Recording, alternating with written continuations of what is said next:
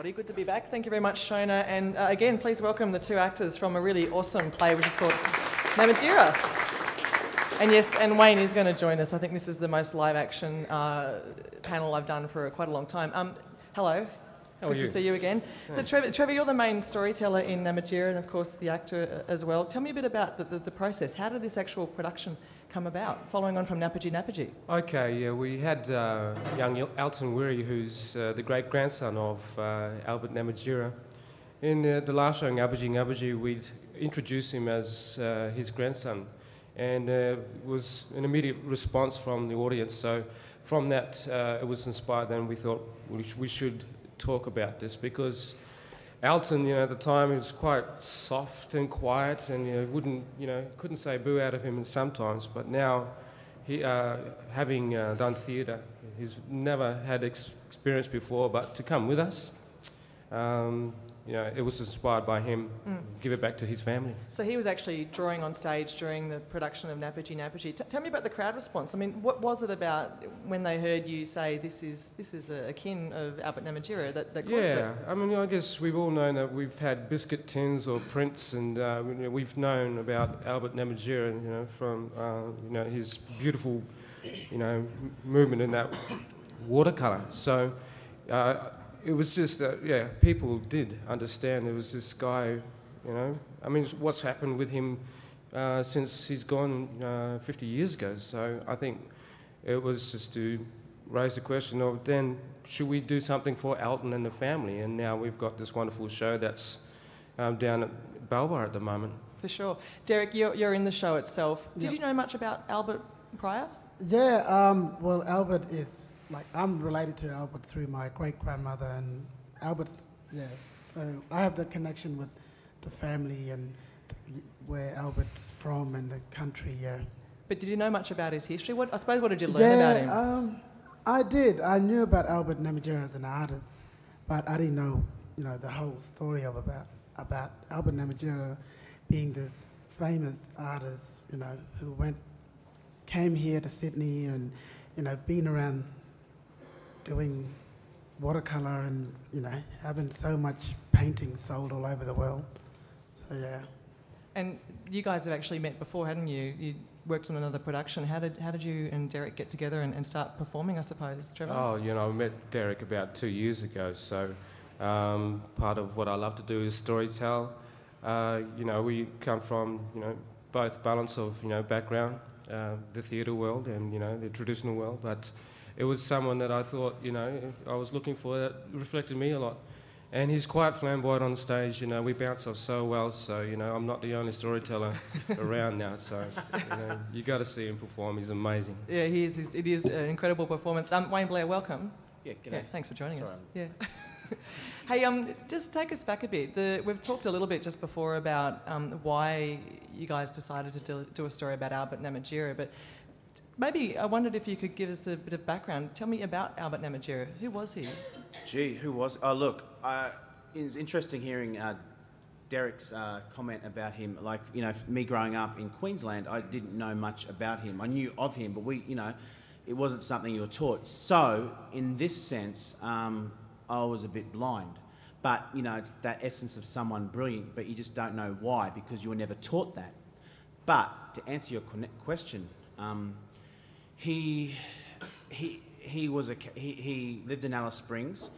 He fell in love, as we all do, and he had children. And he was just surviving for his family at a time when it was harsh. And that place is harsh at times with the environment, but with what was happening in that place, a little bit of a melting pot in Hermansburg and Alice Springs, he just had to survive. And so he had many jobs.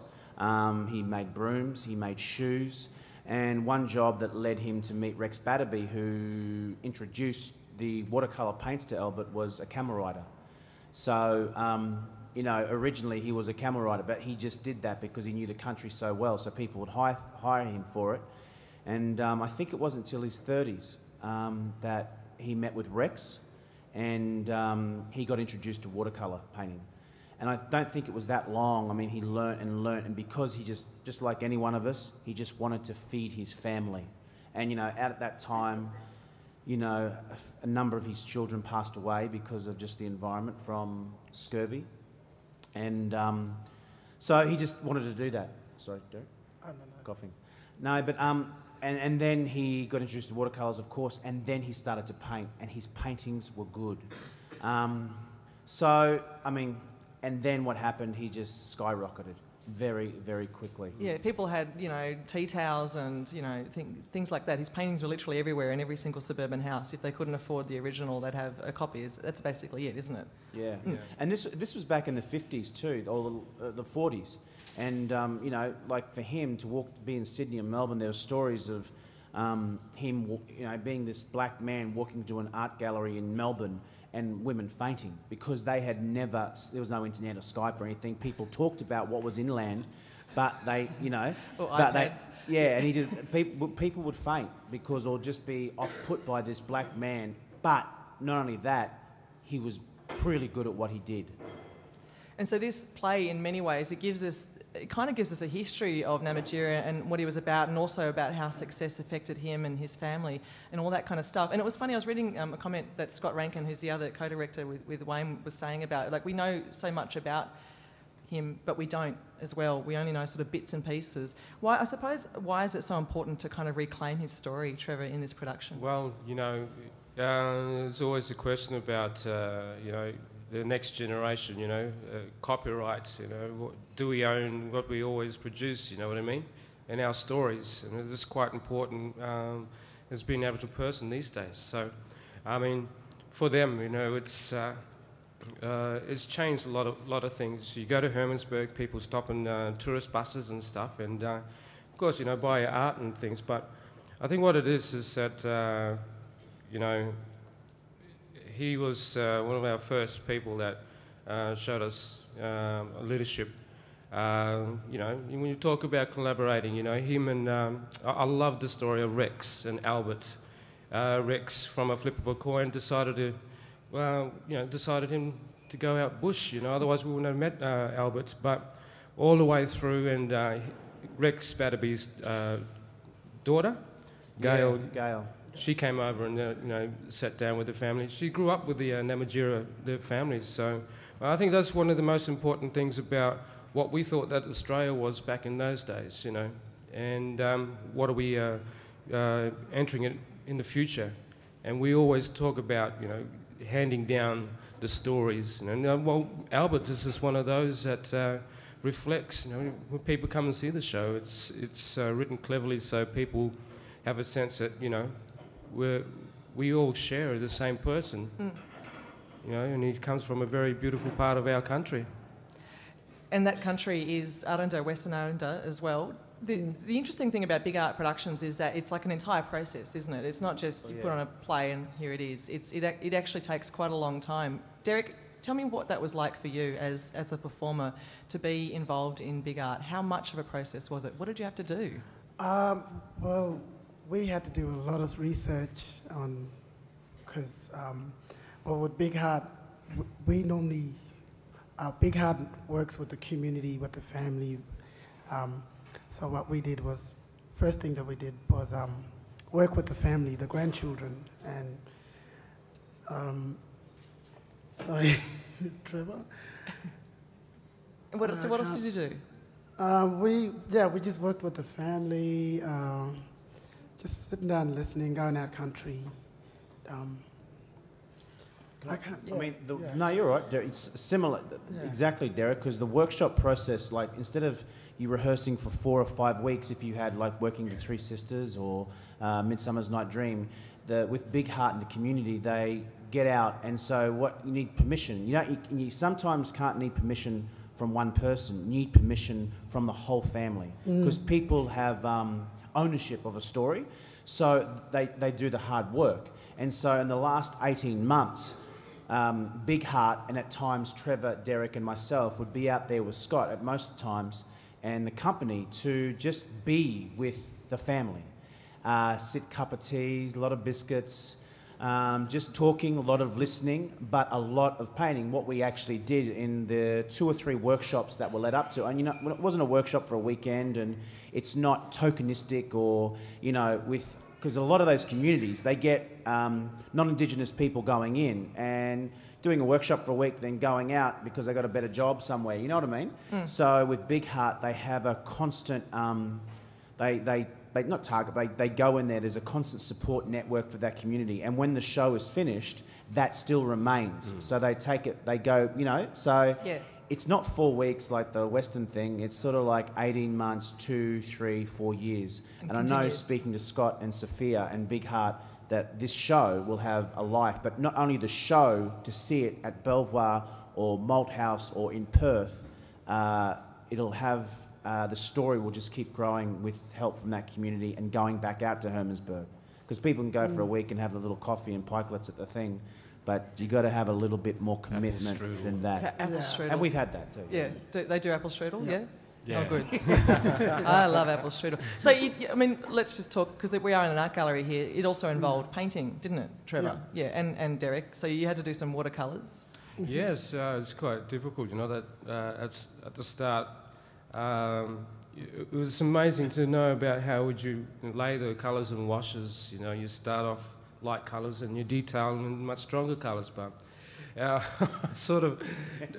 got really impatient with it because, you know, unless you're out in the country, you know, he had an eye for a lot of things out there. There are places that he, took a mirror of doing his paintings, so he had to be careful about what he painted because some places were sacred, you know, had to be careful not to put in certain totems, places and all that sort of stuff. So it was really interesting. There's a whole magic to his style, but yeah, I sort of really failed straight away. I had about, a few attempts and that was it. But you should see my painting.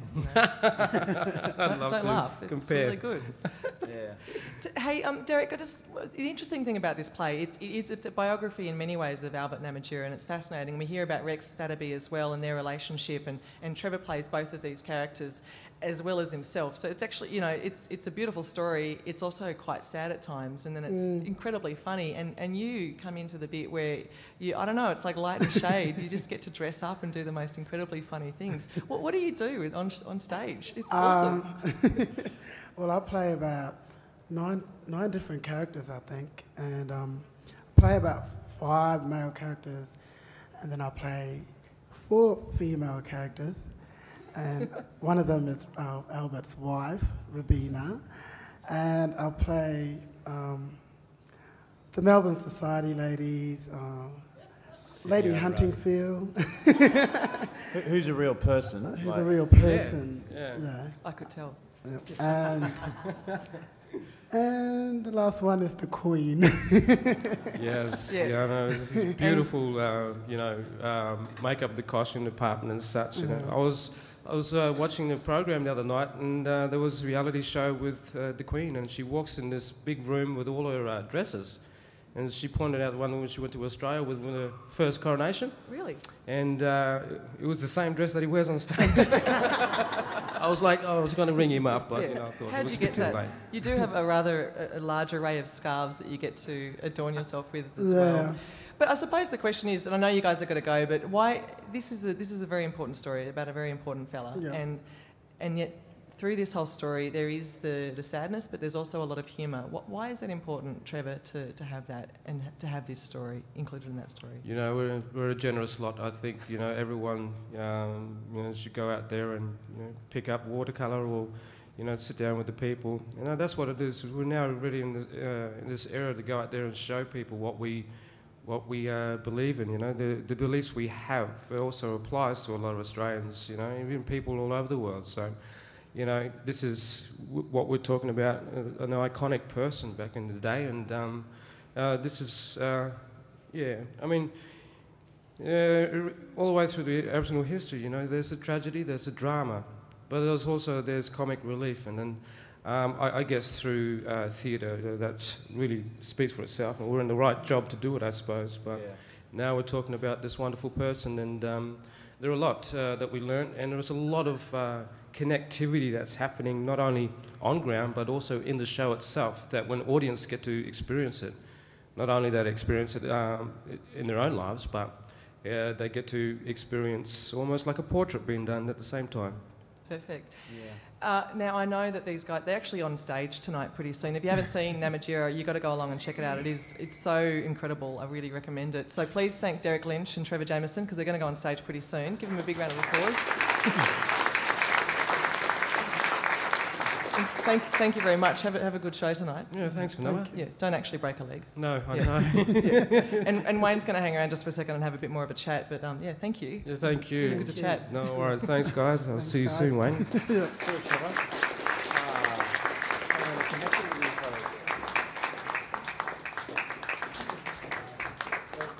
Wayne, there's such a divide between you and I now. Shall I sit? Yeah, come closer. Yeah. I'm just kidding. Hello. Hey. Hey. Well, here we are, you and I. Tell me, the play itself is interesting because you obviously have an incredible career as a performer on stage, but also as a film director and also as a theatre director. And here you are co-directing a play along with Scott Rankin. I wonder how you guys shared your roles. What was the sort of the process for you? Good question. Neil Armford was a person that sort of said when that was brought to the table at Company B for Scott and Albert and Trevor, and it was the first thing that was chosen. And he just said, Wayne, you should work with Scott. And I went, yeah, great, in that sort of ignorance is bliss way. So when we worked together, Scott was great in the same breath. So with a little bit of intrepidation by both, I dare say, but I think both too busy to even think about it.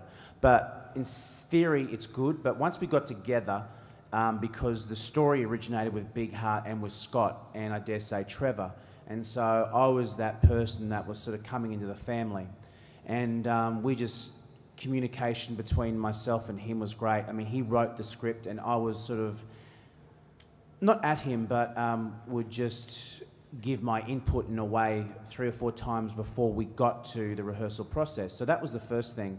And in rehearsal with co-directing, it's hard. We found it hard or difficult, but it is, you know. I mean, not many people do it. I mean, the Coen brothers in film or the Wachowskis, but they have an understanding, they have a trust, they grew up together. Scott and I have known each other, you know, sporadically for the last 10 years, and very sporadically in the theatre sense. So you share. And Scott drove it, and we always talked about him driving the car. Well, that was my analogy. He just went, yeah, okay, that's cool. He would drive the car and I would navigate. And at times, you know, as you do drive from A to B or Sydney to Melbourne, someone drives a lot because they just want to drive. And it's cool because you have to navigate, cut the ham sandwiches, give the coffee over, you know what I mean? Change the CDs. And then he gets tired for an hour, then I drive. So, if that makes any sense, that analogy, that's really how it worked, and a lot of trust. But the main thing about it, from my point of view, is the story was the key.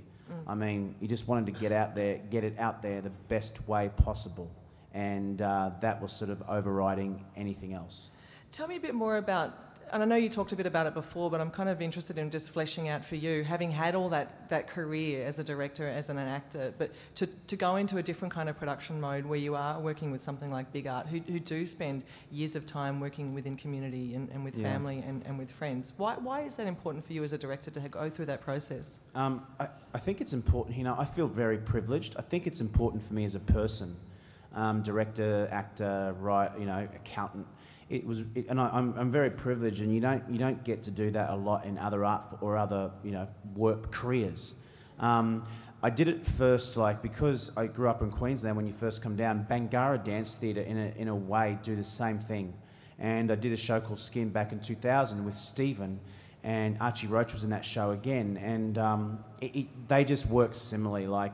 There's no way you can get a story, not get a story or tell a story without communicating with a community in a great way. And sometimes that community will say no, or they won't trust you. Because of people like Stephen and Bangarra, and definitely like Big Heart, that trust is sort of already there. It's just when I say I feel very honoured, you do. I mean, you go out to Hermannsburg and sit with these with these elders, and you just sit in country in the city. I've got the cab here from the Hickson Road, and you're always rushing on your iPhone, or you can't sit and relax. Sometimes, I find it better when you sit and relax is on a plane, because you go somewhere for 2 hours and you can just chill, and you go, sometimes I always fall asleep. But that's sad, really. when you go out to country and you can sit and not fidget and just look at what's before you and just relax, just learn to relax and just trust who you are. It sounds really weird. Trust who you are and where you're at. And you got 3 or 4 other people, and there's Trevor and Derek, and there's non-Indigenous people, but Scott, whoever. And that doesn't mean that, I'm not saying that. That's not a big thing. It's just everyone's together and we're sitting and we're painting. It's actually quite. It's like meditation, and people pay X amount of dollars for meditation these days, But just go out and relax. But the thing that's interesting to me is that we get to see. So we kind of get an idea of this when we watch the show, because not only is Trevor playing Albert and multiple other characters as well, and Derek having a lot of fun, but we actually also get to see the painting. And painting's a really integral part of this show, not just the story of a painter, but we actually get to physically see people doing it. And they're also Albert's grandsons in this as well. Yeah. Why was it important to actually incorporate that, to remove it, I suppose, from where it is and put it on stage in that kind of way? I suppose, Scott would answer this better, but I just know with where they started and the idea and the vision for the show, it wasn't going to be just a normal show. It was a show that the art world would meet theatre in a way. Now, with Albert's story, you weren't going to deny Gloria or Ivy or Kevin or Elton or Hillary, who's just joining the show tomorrow night. They're a part of that story as well. And a lot of people, and that's what you call art. That's sort of true art. Sometimes, it's hard to be an artist. It sounds really weird, but you think about, that's the way he thinks. And he didn't want to deny these people because they're a part of the story. So some theatre companies would deny that and go, it's too hard, this happens and this might happen, but nah, that's what the story's about. You take that risk, and that risk will eventually pay dividends. And it's not a risk really, because that's what you have to do. It's not it's easy. Part of the job of doing theatre is actually, talking and putting things up on stage, and yet you just talked about it before, that you're in Hermannsburg and you're just sitting and listening and painting. How did the two meet? Sort of the painting, the quieter painting, and then the desire to actually create a show? Oh God, that must have been pretty tough sometimes. It was, but the script was, in that first time, that first draft was written, so you had a map that could tell you where you're going, and we just, I suppose, were a little bit, we were structured about what we wanted and what we did. If it took 1 hour, if it took 3 days, then so be it. So you have to organically work your way through it.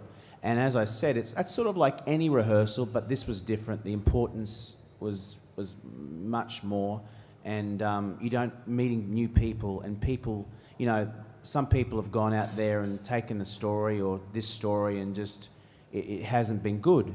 So people have to trust and say, you know what it's like. You got to take time with people and answer their questions and just sit and just be who you are.